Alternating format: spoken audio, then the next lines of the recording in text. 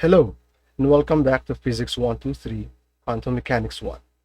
We are still on the second chapter for this course.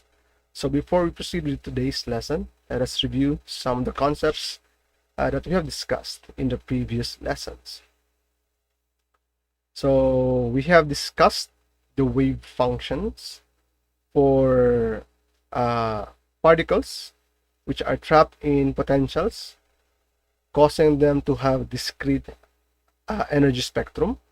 So the wave function is just a summation, a linear combination of your time independence wave function, your stationary states, and the time solution, which is an exponential e to the negative I et over h bar. Now in this discrete case, we can solve for the linear combination coefficients Cn's by using the Fourier trick. So that is, we can do this if you are given the initial wave function. The wave function at time is equal to 0. In this case, in the discrete case, your Cn's represent actually the probability of getting En, or probability of the particle being in the state psi n, being in that stationary state. And of course, if you get the total energy, the average energy of the particle, then you just use the weighted mean. You multiply the energy by its probability and you sum over all possible energies. So for today's lesson, we will be discussing about the free particle. So when you say free, essentially, it is not subjected or trapped in any kind of potential energy. So let's now start our lesson.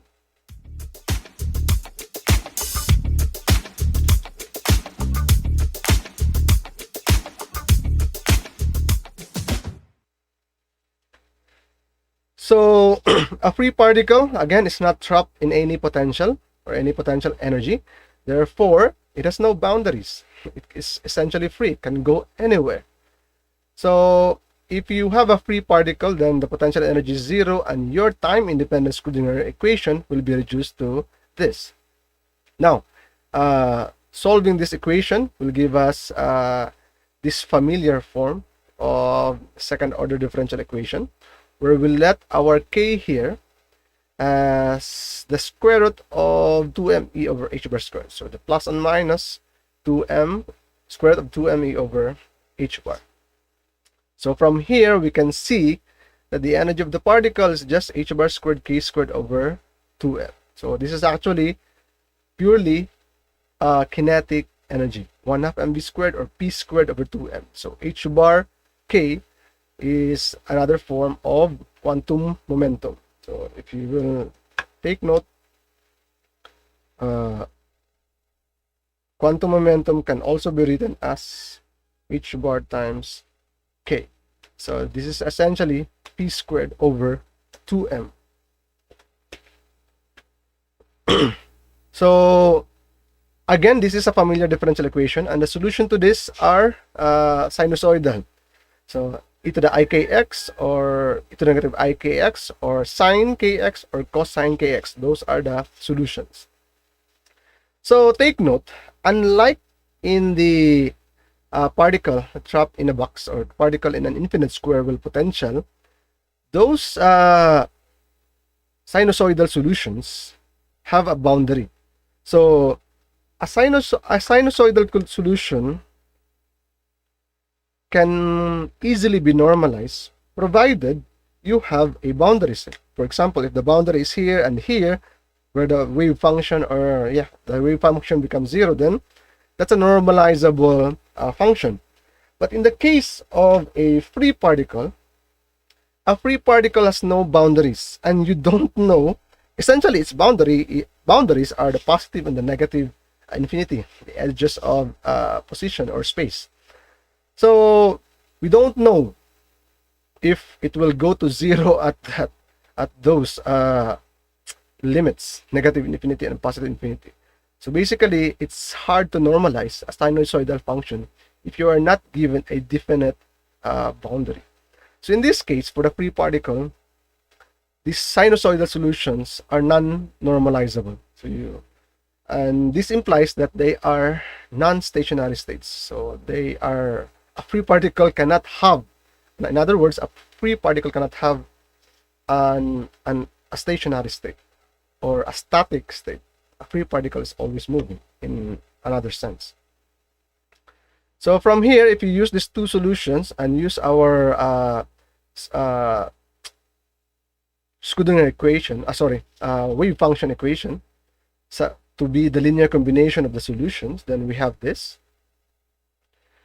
And knowing the values of the energies, h bar squared k squared over 2m, substitute that one, and then your psi 1s are e to the ikx and e to the negative ikx. Or we can also simplify this into just one term where k can be positive or negative, because the only difference is negative k and positive k here.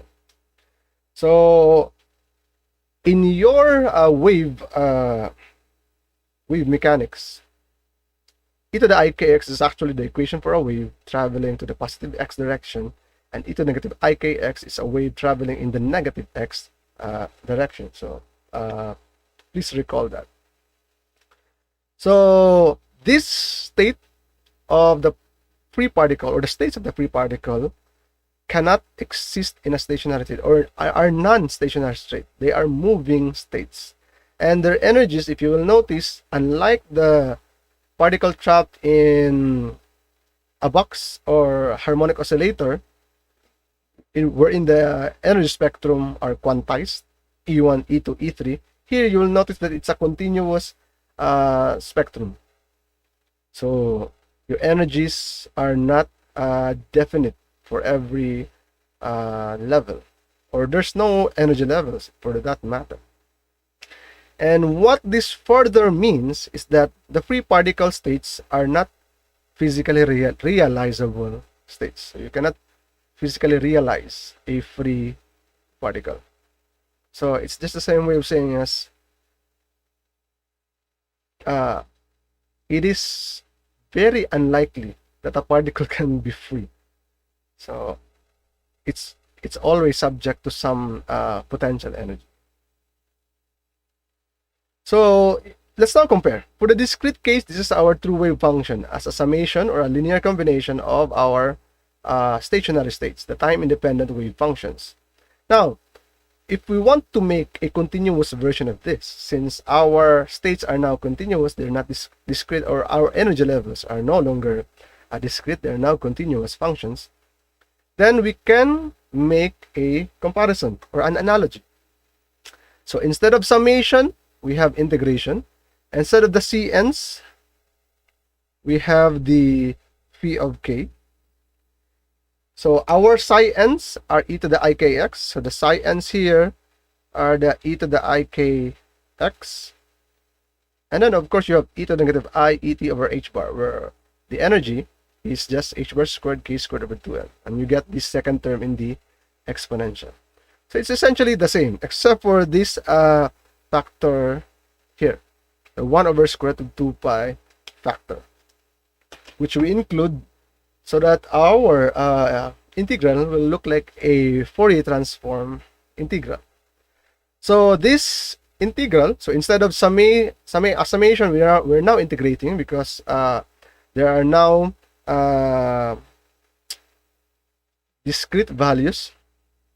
continuous values of k, wherein there's also a continuous value of energy. So take note, we are summing here over n. Here we are integrating over k, where k depends on, or energy depends on k. So this integral, or this wave function for that matter, is normalizable for an appropriate value of your linear combination coefficient, in this case phi of k. So if you're given the initial wave function at time is equal to 0, so at time is equal to 0, your wave function will look like this. This is your initial wave function. And this now actually looks like the inverse Fourier transform of phi of k. So therefore, if we are given the initial wave function, you can actually use Fourier transform of your initial wave function to get your phi of k. So we use the Fourier transform of the initial wave function to solve for phi of k. So we can actually call phi of k as a k-space wave function if you want. Griffiths calls it a wave packet or a wave bundle. So if this is, say, if this is your wave or wave function rather, this one bundle of wave or one bundle of energy or one packet of energy is what we call a wave packet or a wave bundle. So in the same way as Einstein described photons are just bundles of energy or bundles of waves. So in the same manner, we describe our phi of k here as that one, a wave packet or a wave bundle. Take note that this is in k space. We are transforming, Fourier transforming from the x space to the k space. So the k space is the wave number space or the wave vector space, if you will recall. K is actually, in classical mechanics or wave mechanics, is 2 pi over lambda, 2 pi times the wavelength. So it has a unit of 1 over meter. So in your solid state physics, the k space is what we call the reciprocal space, because the unit there is inverse meter, 1 over meter. So reciprocal space. So actually, if you multiply k by h bar, multiplying k by h bar will give you the momentum, quantum momentum. So essentially, by just multiplying h bar to all of the k values, you get the momentum space. So essentially, if you're saying this is the k space wave function, we can also, essentially, this is also the momentum space wave function, because the only difference between k and momentum p is the constant h bar. So at least now you now have an idea how to get, at this stage, you now have an idea how to get the momentum space wave function from the position space wave function, which is this one. So that one. This is our initial introduction now to the momentum space wave function. So this is analogous to the CNs in the discrete case. So if you notice, the CNs can be used using Fourier strict. You have just your psi n's, your solution. In this case, it's e to the ikx. Our psi n's are e to the ikx, but this is conjugate, psi n conjugate. So our psi n's will be e to the negative ikx. And then your initial wave function, dx. But there's just this factor, 1 over square root of 2 pi. So let's have an example. So suppose you have a free particle, and it starts out in this state.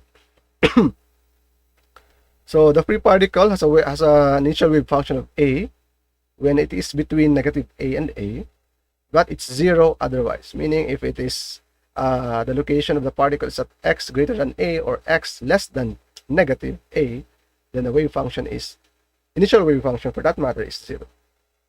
So we are asked to find the wave function at any time t, and to plot the initial wave function and the wave packet, the phi of k. In the limiting cases, negative a to a boundary is very small, or negative a to a boundary is very large. Okay, so first things first, always normalize your wave function. So once you normalize it at time is equal to 0, then it becomes normalized at all future times. So we can just use the initial wave function to normalize our wave function. So doing this will give us a squared dx, since a is just a constant. And this will give you a normalization constant of 1 over square root of 2a. Take note that in general, the limits here is from negative infinity to positive infinity. But since the wave function is only defined from negative a to positive a, so the limits or the contribution is only from negative a to positive a. So essentially, our initial wave function is this constant here, 1 over square root of 2a.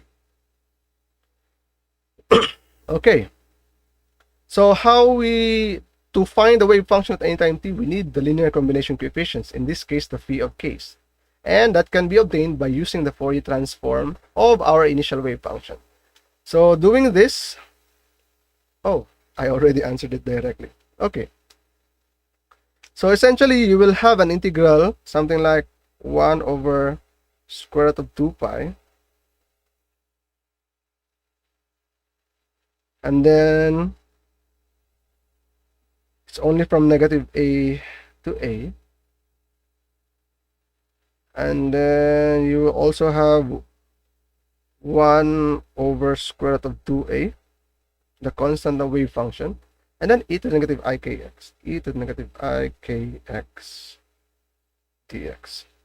So the integral that you need to solve is actually this integral, the integral of e to the negative ikx dx. So first things first, you will notice that we have an even limit, and we should take advantage of that. So I can actually invoke Euler's formula.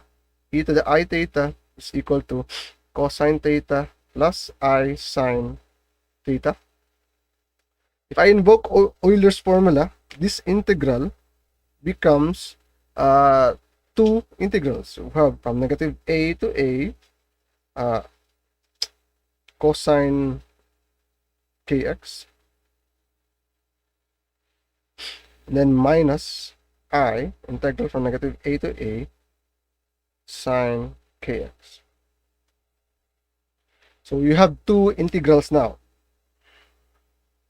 Okay, so even function, even limits, so you can just integrate on the half of the limit from 0 to a and then multiply it by 2. So this is an odd function, a sine. This is an even limit, so essentially that is 0. So you'll just have this integral. So 2 from 0 to a cosine kx dx. So I forgot the dx. So this is just a very easy integral to solve. I will just leave this to you.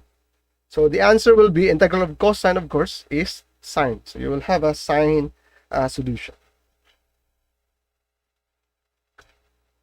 Okay, so the solution is, the answer is actually this one for phi of k. 1 over square root of pi a sine ka over k.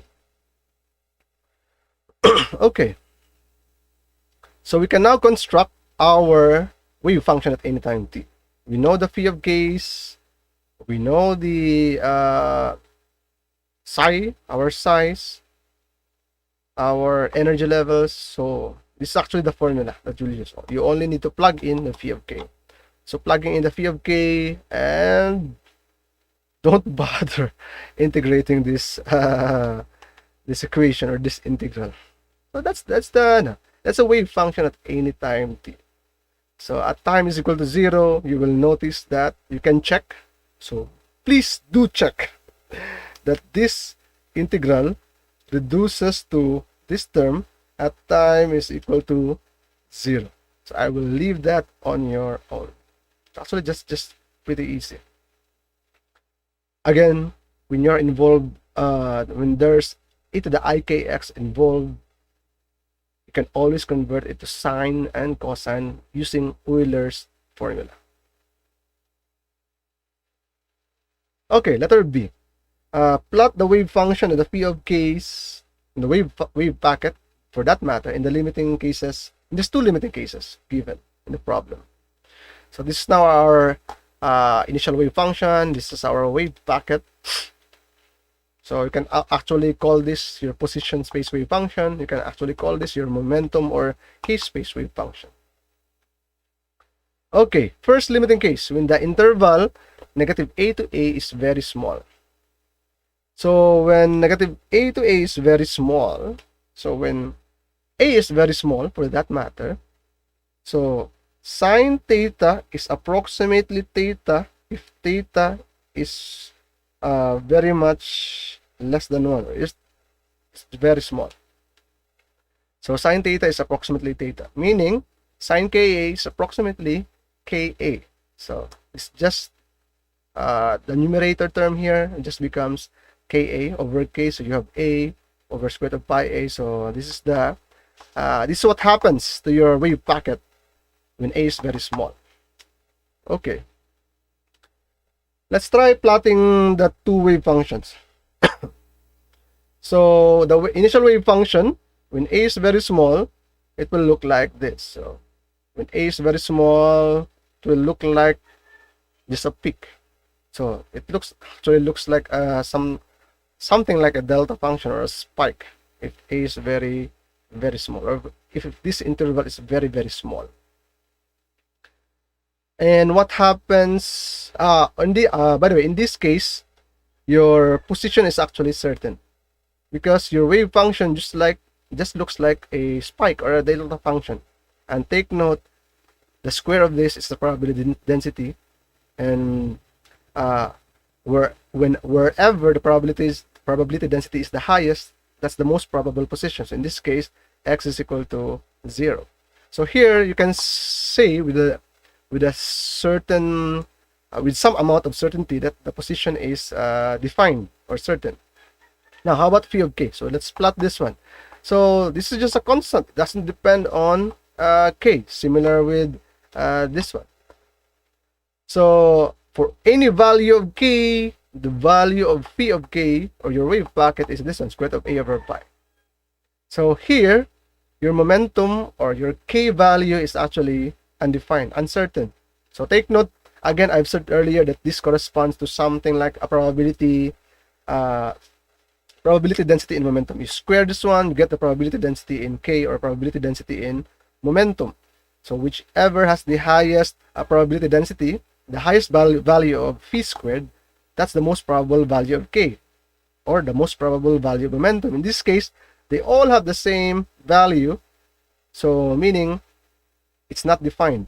Your k, the k with the highest probability density, or for that matter, the momentum with the highest probability density, is the momentum value with the highest probability density is undefined. So you're not certain, because any one of these k values could be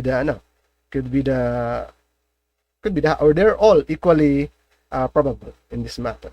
So in this case, momentum is undefined, or momentum is uncertain. So you will notice that here we are actually extending our discussion regarding the uncertainty principle in position and time. If your position is very certain, or is accurate, then your momentum becomes uncertain or undefined. So that's the uncertainty principle. Now, how about the second limiting case, the reverse? When the interval is very large, negative a to a is very large. So when negative a to a is very large, so I haven't plotted negative a to a here because something like it's very large. So in this case, your position is uncertain, because there are now many, or all of the x values have equal probability density. In that case, equal wave function, equal probability density, equal size squared for that matter. So the position is uncertain, but if you plot this function, so it will look something like this. So in this plot, the plot of sine ka over k has now some degree of certainty when it comes to momentum. So actually, if you plot size squared here, the probability density in k, you will notice that this value here has the highest phi. It will also have the highest probability density in momentum. So you now have a probable value, or the most probable value.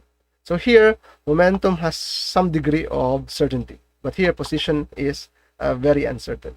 So it still follows the uncertainty principle. So knowing about position will result in loss of information of momentum. So if you measure position, you will no longer know momentum, any information about momentum. And if you measure momentum, you'll no longer have any information on the position. So that's the uncertainty principle. Okay, another example. So all of the examples for the free particle are usually like this. So you have a free particle, you're given the initial wave function, and then you are asked to find the wave function at any time t, and plot the wave function and the wave packet, again similar with the previous problem, in the limiting cases when a is very small and when a is very large. Okay. So again, normalize your wave function. That's the first thing to do. So this is your wave function. How do you normalize that wave function? So you start with the normalization condition formula. So psi initial wave function conjugate times itself is equal to 1. So you will have a squared and then integral. This is over all space because there's no boundary given. So from negative infinity to positive infinity, and then e to the negative ax dx. Okay, how do you solve this integral? So this is an even function because if you change x by negative x due to the absolute value sign, it will still be the same function. So even function, even limits, therefore I can write it as 2 times from 0 to positive infinity e to the negative ax dx.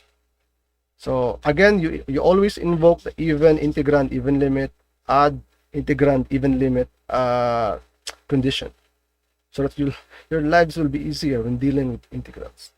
Okay, so the absolute value sign is no longer necessary because we are integrating in the positive region from 0 to positive infinity. So this is just e to the u.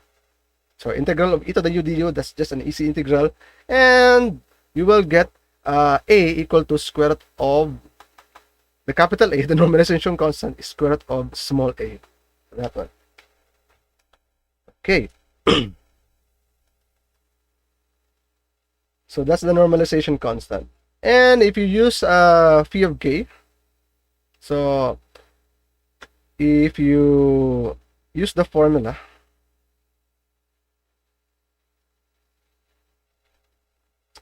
where is that? So to solve for phi of k,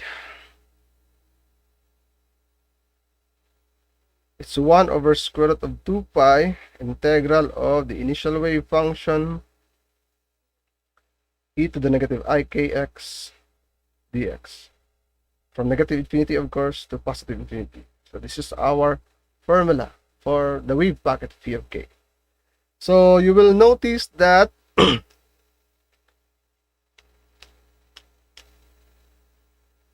this term here will have our form square root of a and then e to the negative ax plus ikx,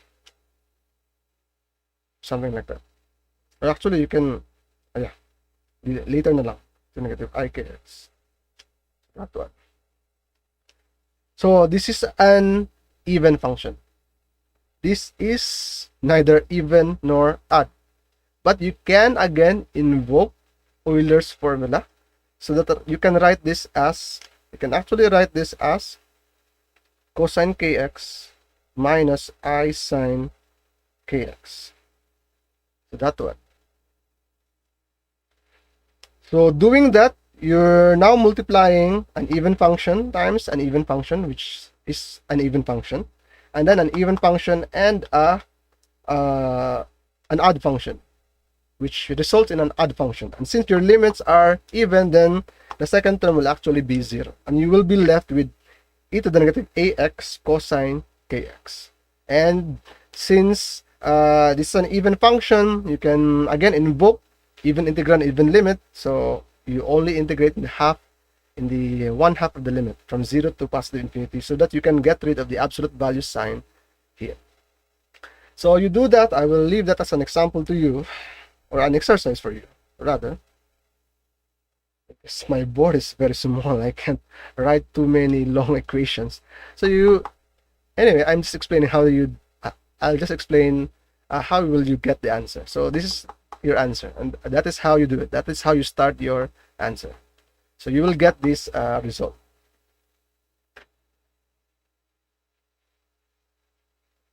And this will be the wave function at any time t. So you just plug it in to your equation for wave function at any time t. Now for letter B, we will do the same. When A is very small and when A is very large, we plot the two functions, the wave function and the wave packet. So when A is very small, or A is very much smaller than K, then K squared plus A squared is just approximately K squared. And you will get this result. So when A is very large, so when A is very much larger than K, then K squared plus A squared is just equivalent approximately A squared. So you will have 2A over A squared or 2 over A, or simplified to this. So you plot that and you will still see that you will still see the behavior of, or the exhibition of, the uncertainty principle, wherein when the wave function is something like a peak, or when corresponding to a position value, then your momentum will be undefined, and vice versa. So that's the end of the lesson on the free particle. So essentially, the free particle doesn't have any stationary state. It's always moving. So when you're free, you're always moving, because if you're not moving, that only means that you are bound to some potential. So before we proceed to the next potential energy function, we will try to discuss the difference between bound states and scattering states in the next lesson. So I will see you again next time.